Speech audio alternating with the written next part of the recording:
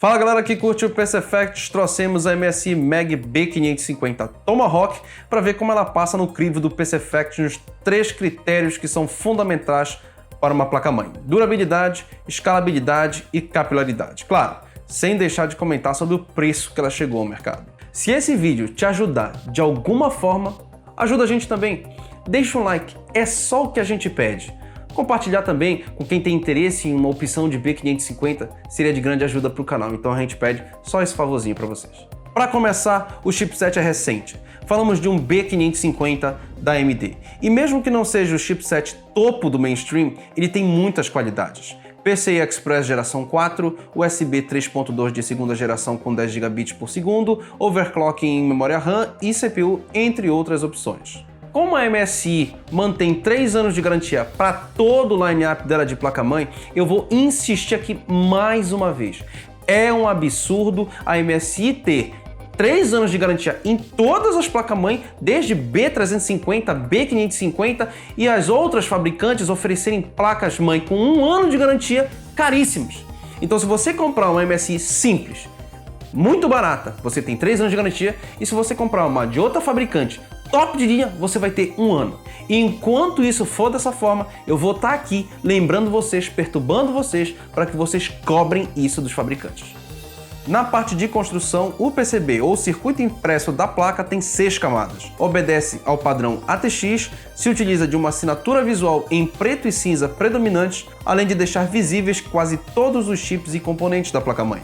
O módulo regulador de tensão conta com o controlador PWM Renesas 229004, que gerencia 5 fases, com 2 Power Stages e 2 indutores cada em paralelo. São, portanto, 10 Power Stage Renesas ISL 99360 da Intersil para a tensão do núcleo, o V-Core, 2 para a tensão do SoC, VSoC e 1 para a APU. A alimentação do processador se dá por uma entrada de 8 pinos. Isso significa que overclock pode ser limitado por falta de energia. Mas mesmo isso sendo considerado, conseguimos aplicar um over no 3900X a 4.4 GHz no CCD1 e 4.2 GHz no CCD2 com as tensões em 1.41 volts. Eu achei bacana o dimensionamento dos dissipadores do VRM, respeitando proporcionalmente a quantidade de fases que cada um deles refrigera, sem risco de superaquecimento em um ou excesso de dissipação em outro. Mesmo com o over que alcançamos, não houve sinal de sobrecarga. Nas memórias, a gente bateu o clock 3666 MHz com o CL em XMP, que seria 17, 18, 18, 34. Em placas-mãe melhores como a própria MSI Mag Ace X570, a gente consegue latências menores. De resto, essa limitação foi causada pelo próprio sample do 3900X que a gente tem aqui, que é um pouquinho fraco. Por se tratar de uma intermediária, vemos proteção apenas no primeiro slot PCI Express X16 geração 4, deixando os outros com aquele slot que estamos acostumados. Temos apenas 2 entradas para SSDs NVMe, ambas com Shield Thermal Pad, sendo a primeira PCI Express geração 4 e a segunda geração 3. Mesma coisa na parte da memória, slots comuns sem proteção. Destaco positivamente o dissipador do chipset, que é metálico, denso, pesado e, além de cumprir a função térmica, entra em sintonia com a identidade visual da placa. Também conta com um LED RGB por baixo para dar um charme, que eu considero inadequado esteticamente. Eu preferiria desligado. Na parte de áudio não temos proteção para os capacitores e controladores, como ocorre em certas placas. O sistema permite plugar home theaters de até 5.1 canais e tem entrada ótica que suporta Dolby Digital e DTS 5.1.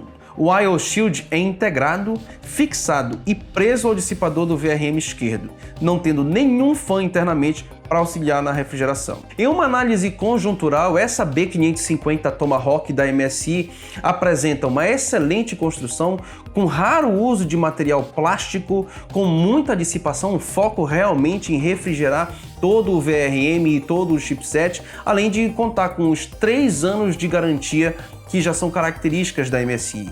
Isso realmente coloca ela no critério durabilidade com uma excelente nota, para falar a verdade.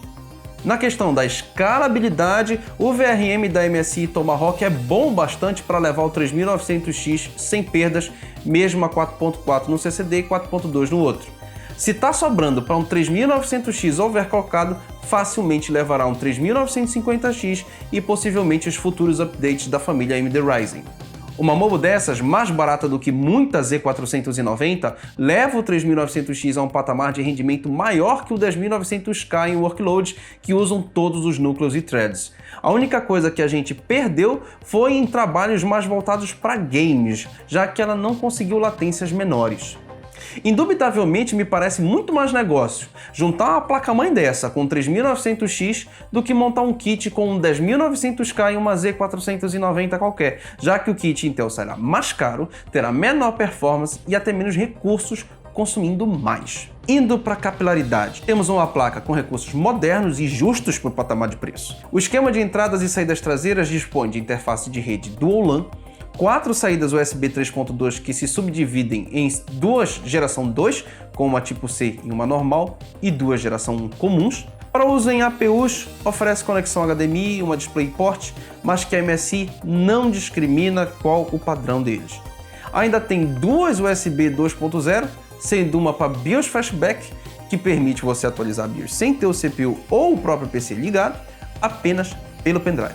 No esquema de entrada e saída frontal, temos um plug para uma saída USB-C, um plug para duas saídas USB 3.2, dois plugs para 2.0, 6 para SATA 3, 6 para sysfan de 4 pinos, um plug para CPU fan e um para pump fan.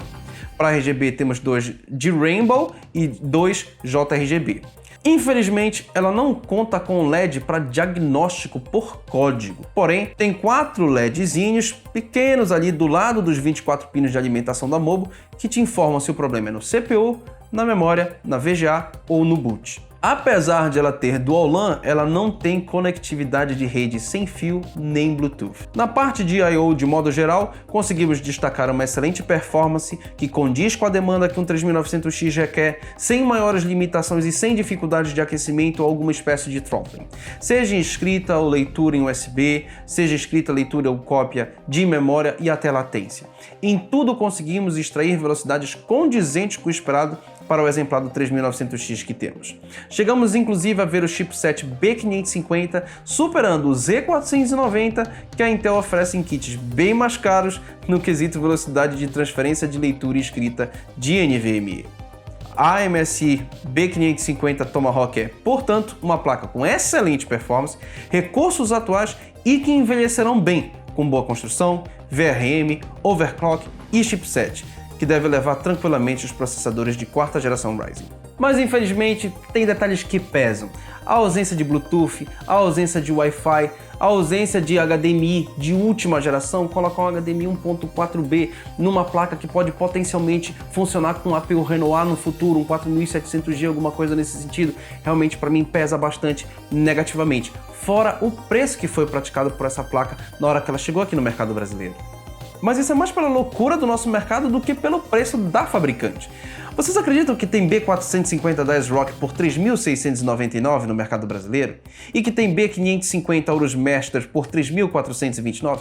Pois é, só não cometam o erro de achar que só porque uma placa é X570, por exemplo, que ela será inevitavelmente melhor do que uma B550. Fiquem ligados. No final das contas, pessoal, na hora que você for tentar escolher uma B550 de qualquer outra fabricante concorrente da MSI, podem pesquisar.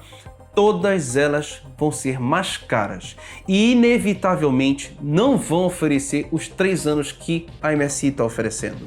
Então, se você pegar todas do mesmo patamar, você não vai conseguir um preço melhor e você vai perder 2 anos de garantia.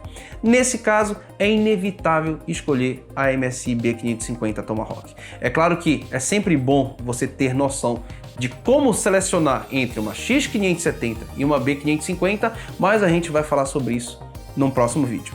Um grande abraço e até lá!